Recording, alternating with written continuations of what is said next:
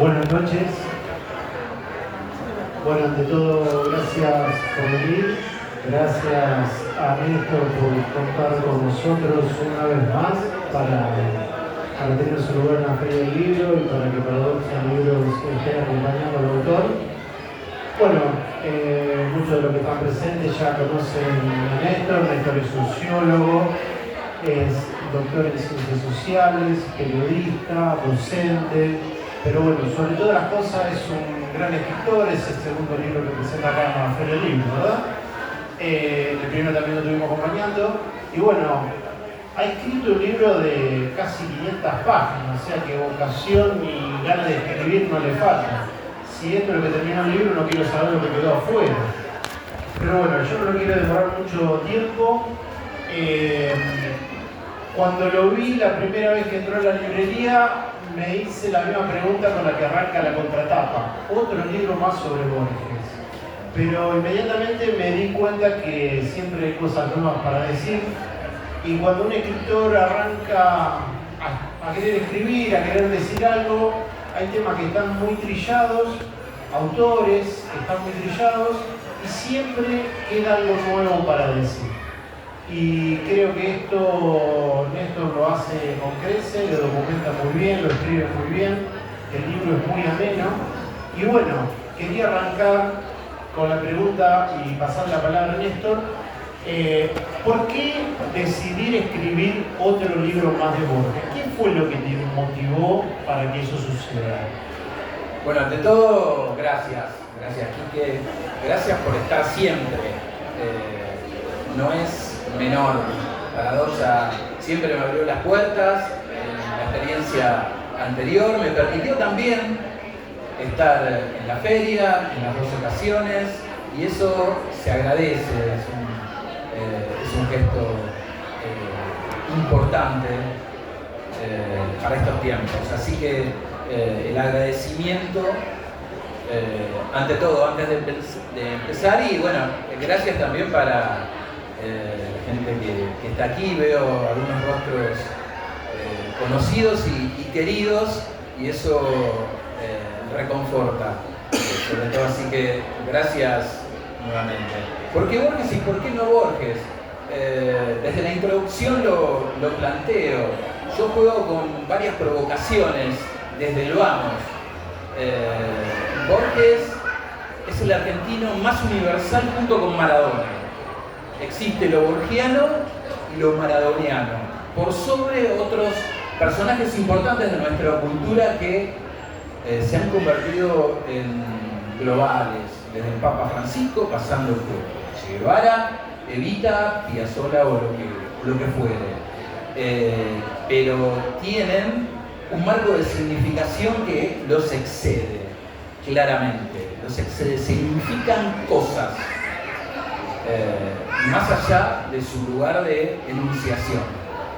Entonces, eso para mí sigue siendo importante. Y me parece que pensar Borges en este tiempo también es un desafío, porque se parte de la idea de que Borges tiene mucho más para decirnos en su caleidoscopio de miradas múltiples, en su lugar infinito que ocupa en la literatura. Me parece que hay muchas cosas para repensar desde Borges, desde su literatura, y el ejercicio es ese: pensar a Borges desde ahí, pensar a Borges desde sus textos, y sobre todo esquivar los malentendidos que el propio Borges, desde sus intervenciones públicas, fomentaba, promovía a modo de provocación, si se quiere. El mejor Borges está en sus textos, está en sus poemas, está en sus ensayos, está en sus cuentos, sobre todo.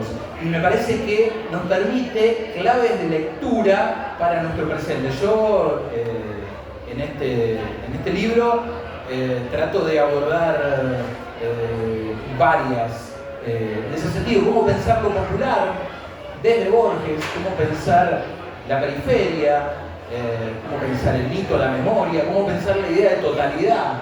Me parece que es un ejercicio válido que tiene mucho que ver con hoy.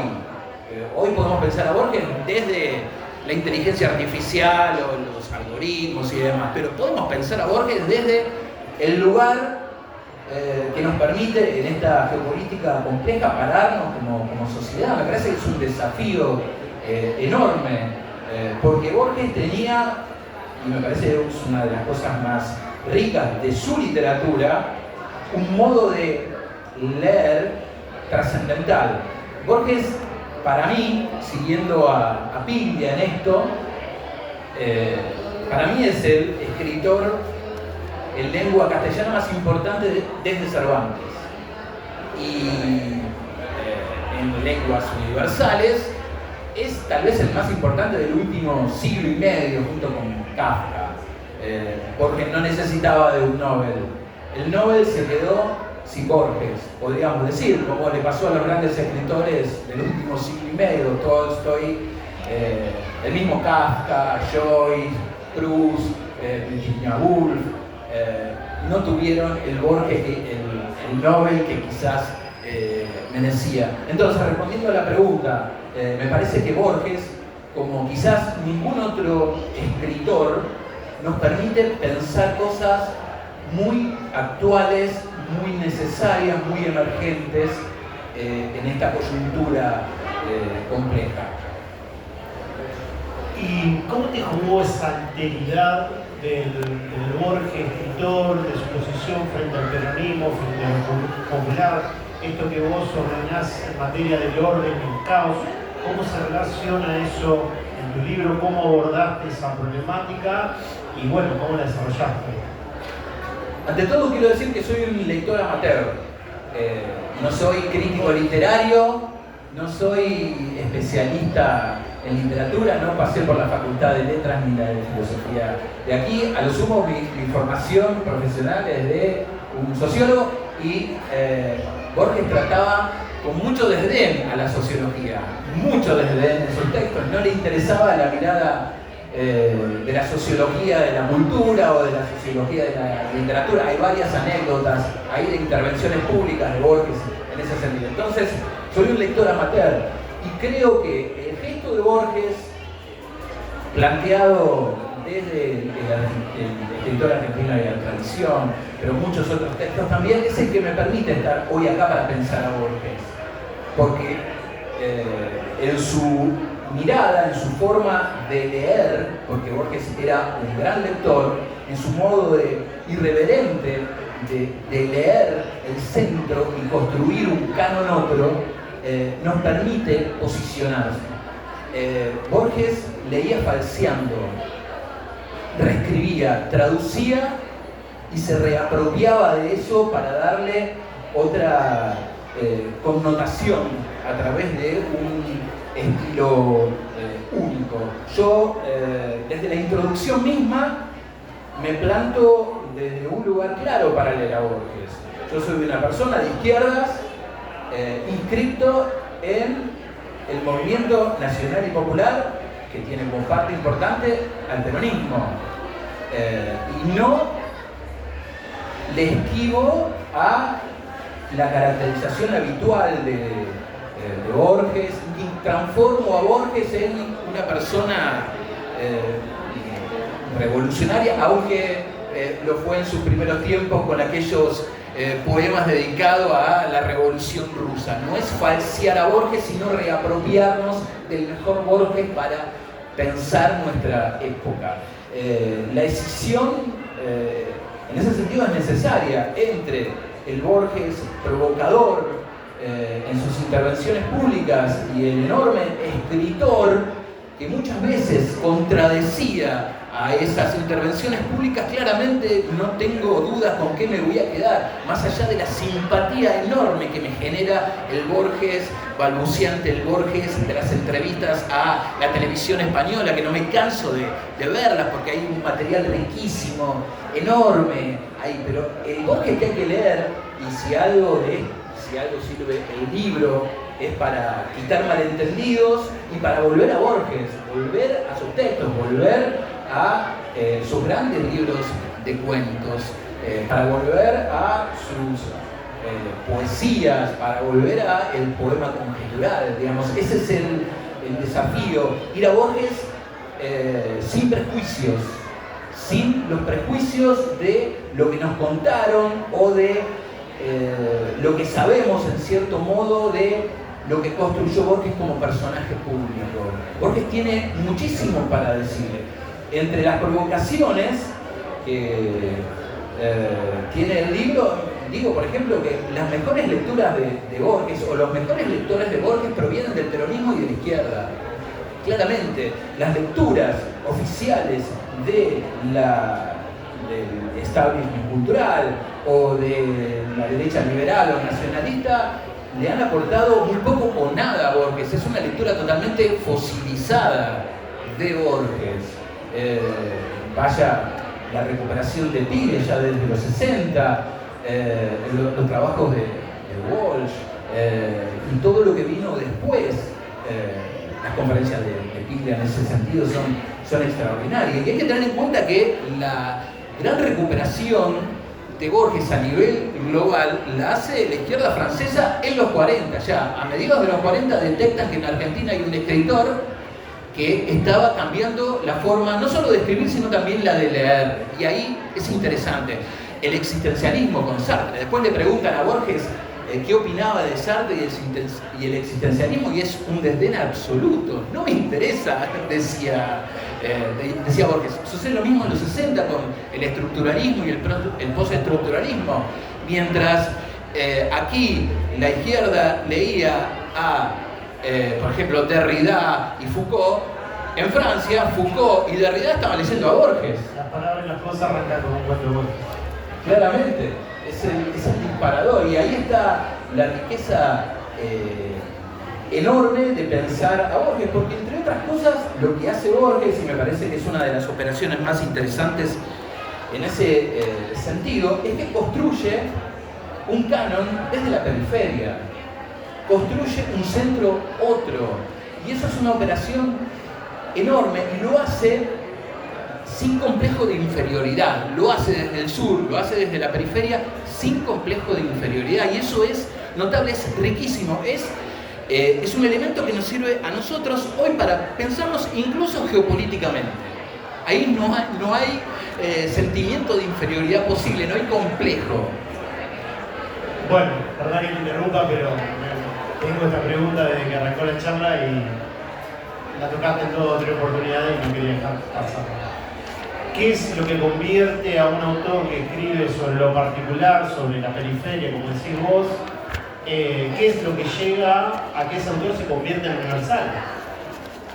¿Qué es lo que te parece que tiene Borges? Porque como decís vos, Borges te hablaba del sur, del barrio, de la pelea, de lo muy porteño. ¿Por qué Borges trasciende a otro lugar, trasciende a la frontera y por ahí otro autor en sus contextos no? ¿Qué es lo que ves vos en Borges para que posibilite ser un autor universal? Como primera respuesta posible, porque era un escritor exquisito. La forma de plantear en sus textos, sus historias, de condensar la pluma, es única. Sintetizaba tratados de filosofía complejos en un cuento de carilla y media, con una solidez y una creatividad enorme, y eso es un valor en literatura. Y yo sostengo que Borges va a seguir siendo leído en el futuro.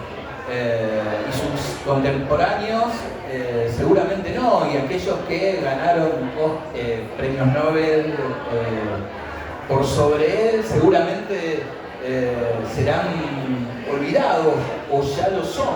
Me parece que ahí hay un elemento determinante y sobre todo, bueno, la cuestión del canon, porque Borges sobre todo es un gran lector que descubre desde la periferia elementos de la literatura central, se apropia de ellos y los reenvía al centro. Construye un centro otro, es una operación magnífica esa. Es uno de los primeros que lee a Joyce. Lo lee contemporáneamente. Los europeos no se habían dado cuenta que existía, y eso es extraordinario, y está testimoniado porque están los textos casi apenas sale. La gran pregunta es cómo accede a eso desde nuestras librerías, desde nuestras bibliotecas. No hay internet. No había internet y no viajaba, porque Borges, cuando vuelve de Europa a principios de la década del 20, después permanece 30 años, casi 40, en Buenos Aires. Comienza a viajar después en la década del 60, cuando ya se convierte en una celebridad. 40 años en Buenos Aires. A lo sumo, Montevideo. A lo sumo, ciudades del interior, cuando se convirtió en conferencista, también extraordinario, digamos. Pero no salió de Buenos Aires. Buenos Aires, Montevideo, Rosario, Córdoba, era un habitué también de la ciudad, venía con asiduidad, pero no tenía el alcance como para referenciarse. Digamos, no es que iba a Europa a ver las novedades literarias y volvía y reescribía, no, casi de manera contemporánea podía ver la grandeza de un texto o no. Y eso es extraordinario porque, por ejemplo, Stevenson, Chesterton, eran escritores marginales para Gran Bretaña, digamos. Hay una operación ahí, sobre todo con los irlandeses y después la serie de cuentos irlandeses, desde el tema del traidor y el héroe y demás, es una cuestión permanente de lectura y reescritura. Y ahí hay un ejercicio notable. Y después, pensando, a mí me interesa mucho esta cuestión de la periferia y el centro, cómo piensa, cómo redefine los términos sin complejo de inferioridad, y piensa un centro u otro con ese canon alternativo. Por ejemplo, lo hace ya desde la década del 30 en ese libro también extraordinario, Historia Universal de la Infamia, donde dice, bueno, el mar es la pampa de los ingleses. Es extraordinario, es una frase. El mar es la pampa de los ingleses, no al revés. ¿No? Mira la categoría del centro desde una categoría propia. Y eso es extraordinario, es una muestra, y eso es persistente, y eso es una clave de lectura para recuperar. No sé si te respondo, pero me parece que, por un lado, la concisión. Yo me reía mucho porque estuve terminando el libro, volví a leer ficciones, cosa que me gusta mucho, y en el prólogo de Jardín de los Senderos que se bifurcan, hay una cita extraordinaria, no sé si la voy a encontrar aquí, pero me la traía anotada porque precisamente lo que dice es una reivindicación del poder de síntesis. Y entre otras cosas dice, ¿para qué escribir un libro de 500 páginas cuando se puede? Bueno, el libro de 500 páginas está aquí, se llama Código Borges, no sé si a Borges le hubiese gustado la factura final del libro con tantas páginas y demás, cuando tenía la capacidad de sintetizar de manera... pone el universo en una caja de fósforo. Esa idea de un contemporáneo siempre me pega vueltas a la cabeza, de ese poder de condensación. Y después otra cosa fascinante es que se mete con la filosofía universal con total desparpajo, incluso con un nivel de transgresión, de disrupción, de falsificación deliberada, muy alta, que le permite reescribir luego con una condensación enorme. Eso es extraordinario en la obra de Borges, esa totalidad con vocación microscópica, porque no es que no habla de la totalidad. Otra de las cuestiones del libro que se trabajan, sobre todo en la última parte, es la discusión con las miradas que poco menos que pretenden convertir a Borges en un posmoderno.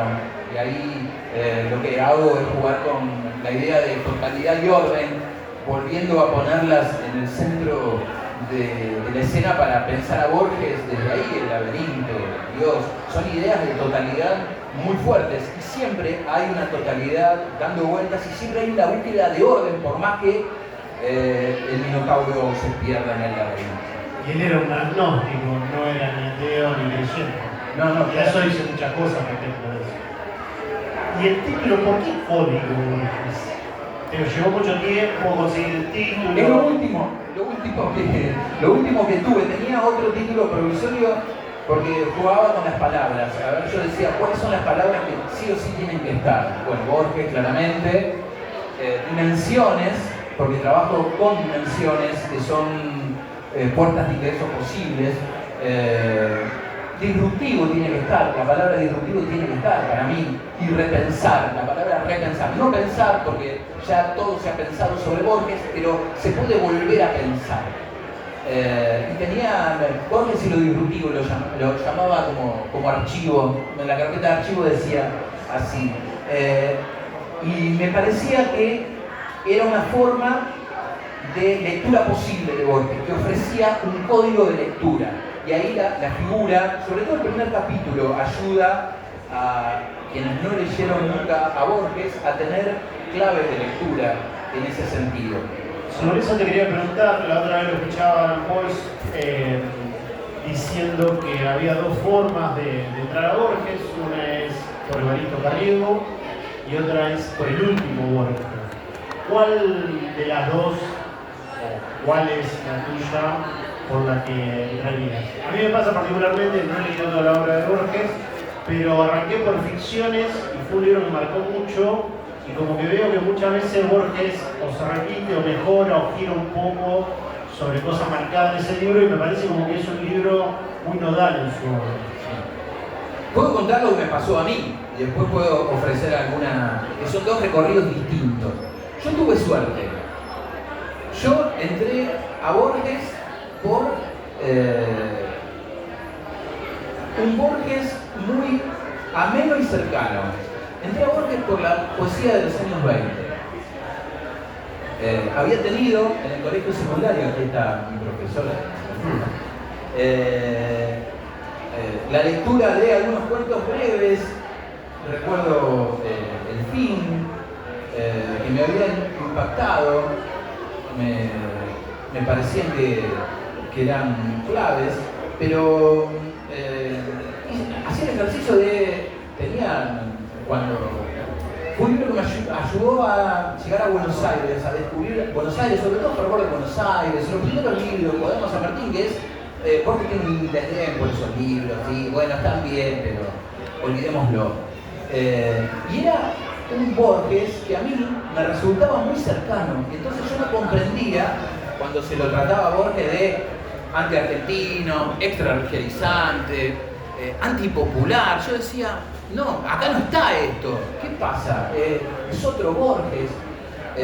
Quizás ¿Dónde encontrabas esas críticas? En general...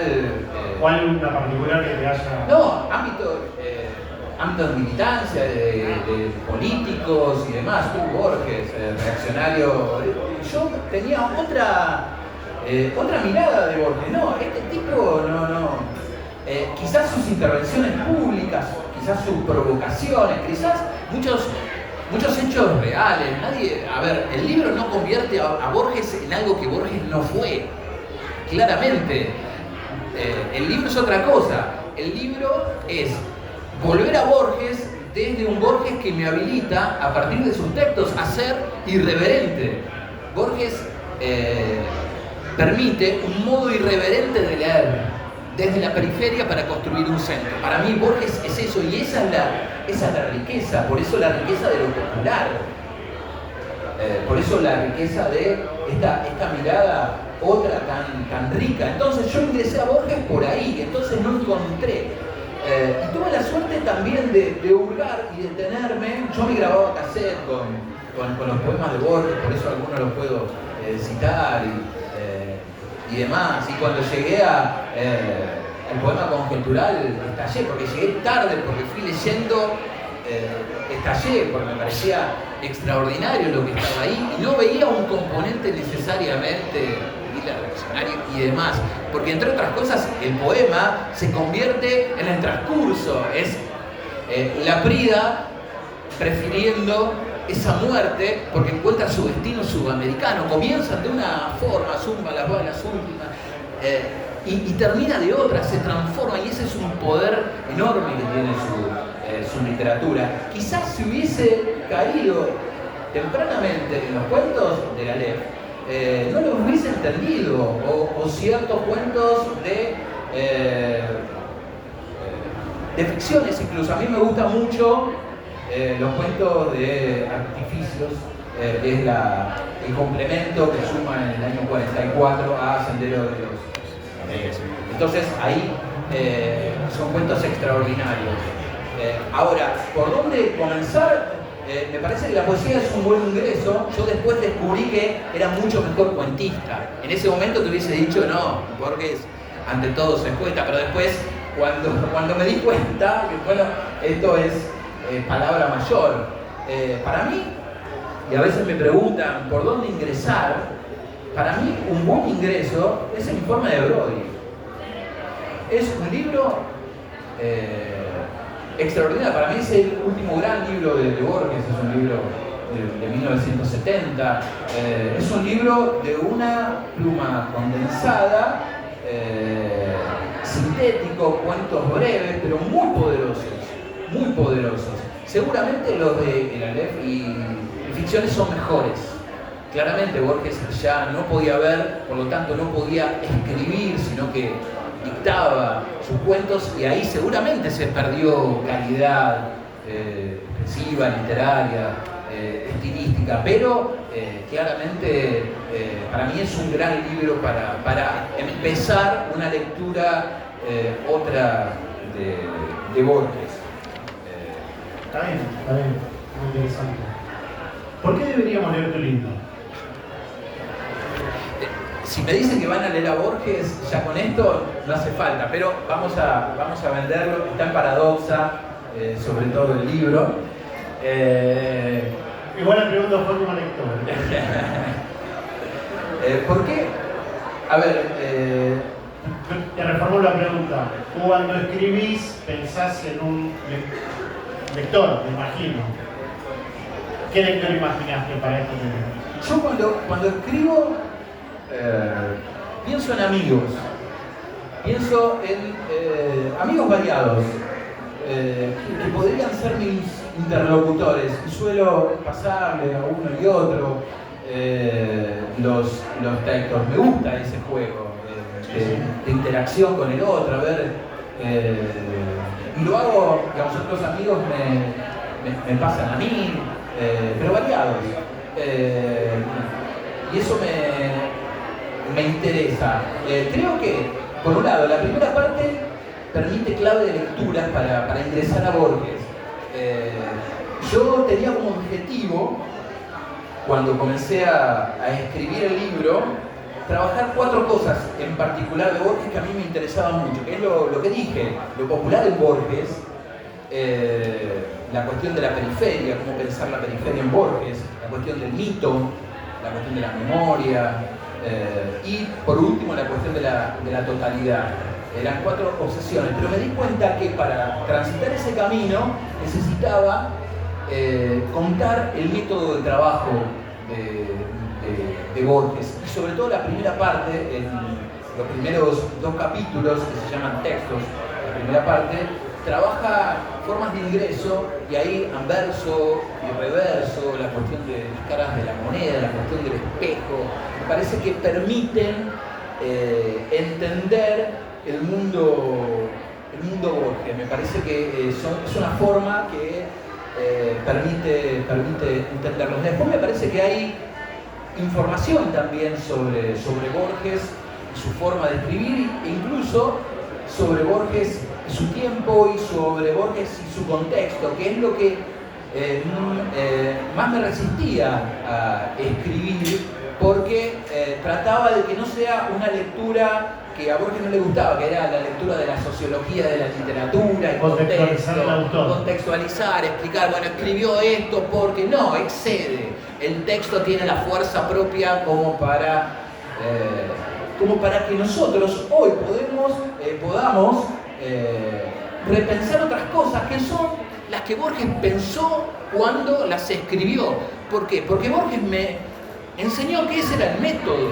Yo tengo que burlar a ese Borges y poco me tiene que importar lo que Borges pensó cuando lo escribió, sino qué me sucede a mí con eso que está en el texto. Y me parece que tiene una fuerza enorme, igual que todo lo que tiene que ver con el sur y lo bárbaro. Es otra cosa que se trabaja en el libro, esta cuestión de, bueno, el norte es lo racional, en el sur está lo bárbaro, y en el sur prefiero estar.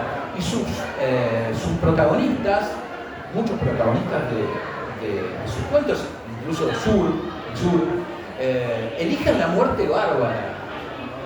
Le fabrica, por ejemplo, en un poema también muy lindo, una muerte al abuelo que murió en una habitación y hubiese preferido morir en un campo de batalla, porque la muerte heroica, la muerte bárbara, siempre es mucho más preferible.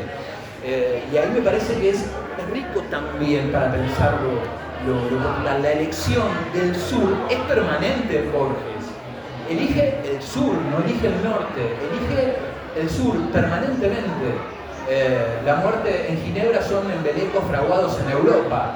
Él prefirió estar en el sur, escribir desde el sur y reconfigurar el canon desde el sur, y eso es una operación también.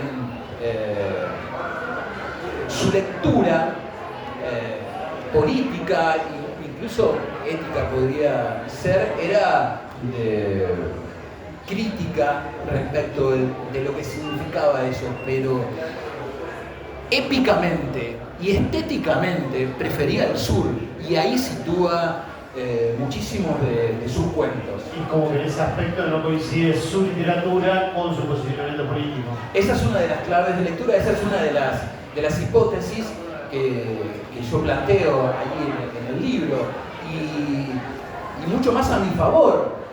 Hay una discusión que para mí, yo no, trato de no entrar en la discusión del autor y la obra.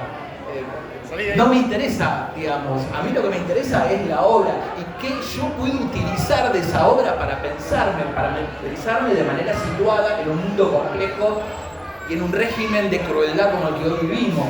Y ese es un acto de resistencia en sí mismo. Poco puede interesarme lo que Borges opinaba sobre tal o cual cosa, porque también fue cambiante en ese sentido, también tuvo cosas muy valiosas después de haber opinado de manera muy gravosa para uno, pero fue uno de los primeros que firmó solicitada en favor de las madres de Plaza de Mayo en el año 80, participó en las audiencias públicas por el juicio por los crímenes del terrorismo de Estado, digamos, tuvo también gestos que lo gratifican, me reconforta que los haya tenido, pero aún así lo que me interesa es su literatura y lo que su literatura puede decirme, sus poemas, sus ensayos, sus cuentos, qué pueden decirme a mí y que yo puedo apropiarme de ellos, porque él me enseñó a ser irreverente en la lectura. No tengo que buscar qué pensó Borges cuando escribió tal cosa, sino que puedo utilizar yo de esa complejidad enorme condensada. Sí, no caer en la lectura moral del autor o de la obra de un autor. Con ese criterio no podríamos leer Céline, no podríamos leer Heidegger, no podríamos leer tantos otros autores y autoras que han tenido por ahí una posición nefasta políticamente o socialmente, pero bueno, que han dejado su literatura y su obra para el resto de los días. Sí, para mí es una clave, y lo tengo para otros ámbitos también, no solo de la literatura, sino también la música. Me interesa mucho más ese juego, y sobre todo que puedo tomar de eso y no quedarme con esta cuestión, no opinaba tal cosa, entonces dejo de leerlo. Me parece que nos estaríamos perdiendo un potencial que en ese sentido es claramente disruptivo. Sí, por ahí no formulé bien la pregunta y lo pensaba como pensaba Spinoza la ética, de no entender, de no juzgar al otro por qué hizo, no hizo, qué dijo, no dijo, sino entender el posicionamiento que tuvo, esa persona frente a una cosa y frente a la otra.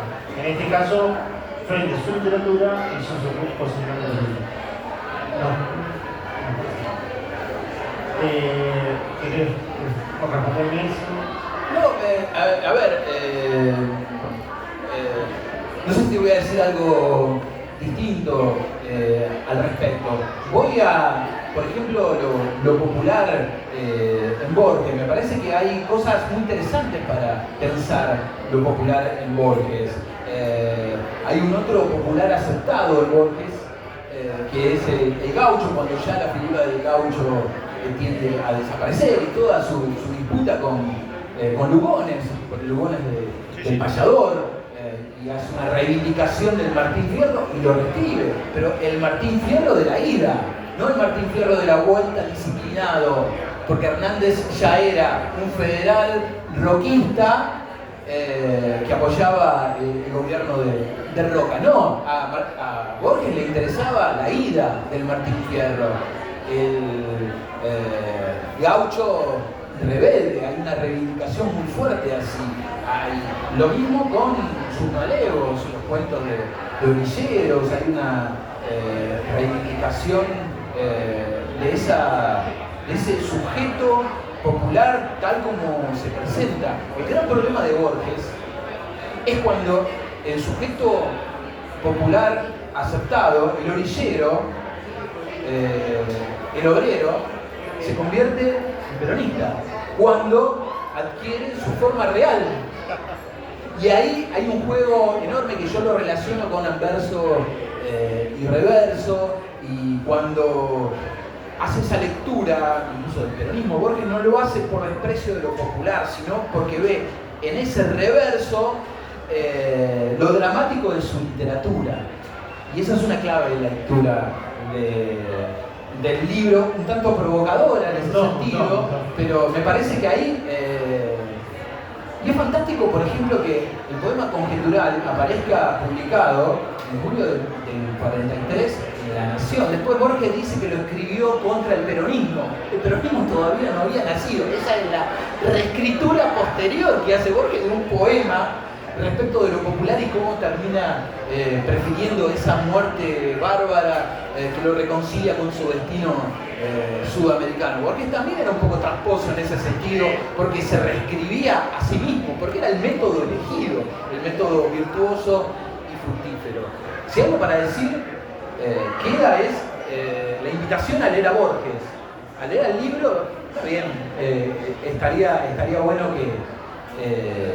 que suceda, pero leer a Borges, volver a leer a Borges, y sobre todo despojado de prejuicios. Hay una de las cosas, no sé si hay cosas que hayan sido o que sean logradas del libro, pero una de las que mucho me gustó escribir es sobre el final, cuando trabajo el tema de la totalidad. Hay un capítulo respecto de la resistencia en Borges. Una de las cosas que más me interesa es que Borges se sitúa en la mirada de los derrotados. Eso es extraordinario, ¿eh? De los derrotados, de los traidores. Los cuentos de traidores son exquisitos, son extraordinarios, porque él es un traidor. Está traicionando permanentemente los textos sagrados, los cánones, los está revirtiendo, se los está apropiando, los está reescribiendo. Por eso la figura del traidor permanentemente está siendo reivindicada, y ahí hay un ejercicio que yo hago con una película que también invito a ver, cuyo guión es de Borges y de Bioy Casares, que es Invasión, una película de los años 60. Es un clásico, está situada en el año 57, pero es de finales de los 60, y hago el juego Puentes Mágicos con Operación Masacre de Rodolfo Walsh y con El Eternauta. Hay claves de lecturas ahí, me parecen muy fructíferas en ese sentido. ¿Si hay que cortar? Bueno, muchas gracias. Me quedaría ahora hablando sobre este tema, sobre el libro. La verdad que muy interesante todo lo que has dicho, Néstor, y agradecer al público que ha concurrido. Muchísimas gracias, un fuerte aplauso para el autor.